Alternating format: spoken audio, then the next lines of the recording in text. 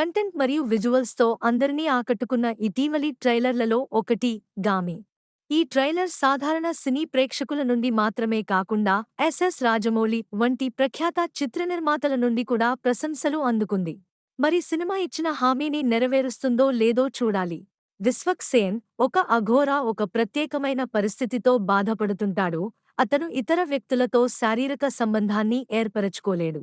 అతను మరొక వ్యక్తితో శారీరక సంబంధం పెట్టుకున్నప్పుడు తీవ్రమైన నొప్పిని అనుభవిస్తాడు. హిమాలయాల్లో ప్రతి 36 సంవత్సరాలకు ఒకసారి మాత్రమే వికసించే మాలి పాత్రలు అనే పువ్వును గుర్తించడం ద్వారా అతను నివారణను సాధించవచ్చని సమాచారం.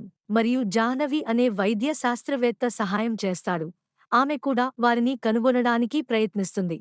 మరోవైపు ఒక బాల్య పురుషుడు తనపై మరియు ఇతర వ్యక్తులపై అపాయకరమైన ప్రయోగాలు చేస్తూ నిష్కపటమైన శాస్త్రవేత్తలచే నిర్బంధించబడిన సెల్లో నిర్బంధాన్ని తప్పించుకోవడానికి ప్రయత్నిస్తాడు. విశ్వక్ సేన్ కృషిని అభినందించాలి. చిత్రీకరణ ప్రక్రియలో హిమాలయాల్లో విశ్వక్ సేన్ మరియు చాందిని చౌదరి చేసిన సాహసాలు తర్కాన్ని పూర్తిగా ధిక్కరిస్తాయి. ఇద్దరికీ ఎప్పుడు కావాలంటే అప్పుడు తాళ్లు వస్తాయి. అంతా కుట్రపూరితంగా కనిపిస్తోంది. 3 కథనాలు కలిసే క్లైమాక్స్ విభాగం విభిన్నంగా ఉంటుంది. అయితే క్లైమాక్స్ సాధారణ ప్రేక్షకులకు అంత తేలికగా అర్థం కాదు. అతను చాలా ఒత్తిడిని ఎదుర్కొన్నట్లు కనిపిస్తాడు. ఎందుకంటే ఈ చిత్రాన్ని సవాలు చేసే వాతావరణ పరిస్థితులలో ఎక్కువ సమయం పాటు చిత్రీకరించారు. ఈ ఏడాది కేవలం 15 రోజుల్లోనే పూలు పూస్తాయి.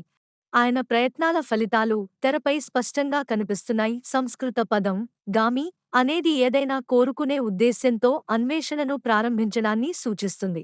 ఈ చిత్రం యొక్క కథానాయకుడు తన వ్యాధికి మందు కనుగొనే సాహసోపేతమైన అన్వేషణను ప్రారంభించాడు. విద్యాధర్ కాగిత చదివిన గామి కథ వివిధ అంశాలను స్పృశించింది. అతను ఆసక్తికరమైన మరియు ఉత్తేజకరమైన ప్లాట్తో ముందుకు వచ్చాడు. అతను ఉత్సుకత స్థాయిలను పెంచుతూ కథనాన్ని ప్రారంభించాడు. కాని వెంటనే అతను నాన్-లీనియర్ కథనాన్ని అనుసరిస్తాడు. దానిని నివారించడానికి అతను తన స్వంత మధురమైన సమయాన్ని తీసుకున్నాడు. అతను చాలా సమయం తీసుకుంటూ సబ్ ప్లాట్లను చూపించాడు మరియు సబ్ ప్లాట్లు ఎప్పుడు కలిసిపోతాయో అని ప్రజలు ఆశ్చర్యపోతున్నారు. వీటన్నింటి మధ్యలో ఇంటర్వెల్ అకస్మాత్తుగా మరియు ఆశ్చర్యకరమైన రీతిలో జరుగుతుంది. సెకండ్ హాఫ్ కోసం వీక్షకులు ఆసక్తిగా ఎదురుచూస్తున్నారు కానీ అది అదే తరహాలో నడుస్తుంది. అన్ని సృజనాత్మకత మరియు ప్రత్యేకమైన కథాంశం కోసం కథలో తీవ్రమైన అంశాలు లేవు మరియు తదుపరి స్థాయికి వెళ్ళవద్దు. నరేష్ కుమారన్ నేపథ్య సంగీతం అద్భుతమైన ప్రభావం చూపింది. బ్యాక్గ్రౌండ్ స్కోర్తో సన్నివేశాలను ఎలివేట్ చేశాడు. విశ్వనాథ్ రెడ్డి చెలుమళ్ల, రాంపి నందిగాం సినిమాటోగ్రఫీ అదిరిపోయింది. విజువల్స్ అద్భుతంగా ఉన్నాయి.